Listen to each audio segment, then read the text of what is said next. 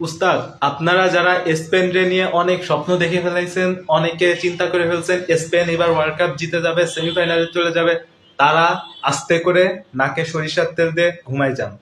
এইটা ছাড়া আপনাদের আর কোনো কাজ নাই। স্পেন আপনাদের এই স্বপ্নের উপর কি গোবর ঢেলে দিছে, পানি ঢেলে দিছে না? দিছে না? যেই টিমে ফেরান টরেসের মতো একজন প্লেয়ার মেইন ফরওয়ার্ড হিসেবে থাকে, সেই টিমে ভাই আপনি কেমনে চিন্তা করেন যে ছিঁড়ে বেড়ে ফেলাবে? স্পেন আরো ছিঁড়ে যাবে, স্পেনকে কেউ ছিঁড়তে পারবে না। স্পেন কাউকে ছিঁড়তে পারবে না, স্পেন নিজেই ছিঁড়ে যাবে ভাই। গোলকিপারের আগ পর্যন্ত, মানে গোলবারের আগ পর্যন্ত ওরা পাসিং খেলতেছে, সবাই পাস দেবে, কিন্তু কেউ গোল বাইরে শট করতে পারবে না।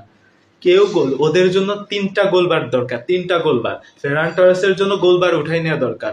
পুরো ওই যে যে ফিনিশিং লাইন, ওইটাকেই গোলবার হিসেবে ধরানো উচিত ফেরান টরেস, তা নইলে ও গোল দিতে পারবে না। আর স্পেন টিমের জন্য ওই যে গোলবার লাগবে 4টা, 4টা গোলবার লাগবে, 4টা মিনিমাম।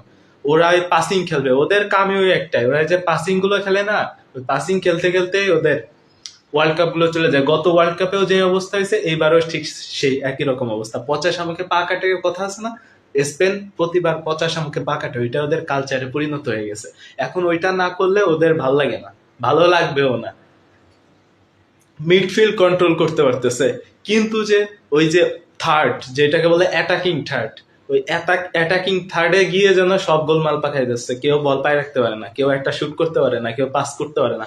আর কেপ ভার্দে ভাই, কেপ ভার্দেরা কংগ্রেচুলেশন দেবেন মানে 100 বার কংগ্রেচুলেশন দেবেন কেপ ভার্দেরে।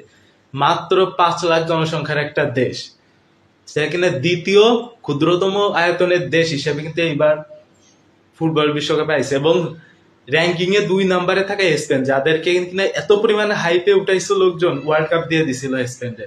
সেই স্পেনটা কিন্তু ধরাশায়ী করে দিছে, একদম ধরাশায়ী করে দিছে। দেখেন তো কয়টা সুযোগ পাইছে স্পেন, পাসিং করছে, কিন্তু যে কয়টা সুযোগ পাইছে স্পেন, খুব ওই যে ফেরান টরেসের ওইটা ছাড়া আর ভালো কোন সুযোগটা পাইছে স্পেন একটু দেখেন তো। আর কিছু বলতে ভাই, স্পেন, এই স্পেন নিয়ে যারা অনেক স্বপ্ন দেখছেন না ভাই, আস্তে করে ঘুমাই যান। স্পেন আপনাদের স্বপ্নের ওই ওই টিম না ভাই। ওরা হচ্ছে প্রতিটা গেমরে স্লো করে ফেলে। আর এইখানে যখন এরকম হারাম বলের এগেনস্টে খেলবেন, খালি স্লো করলে হবে না।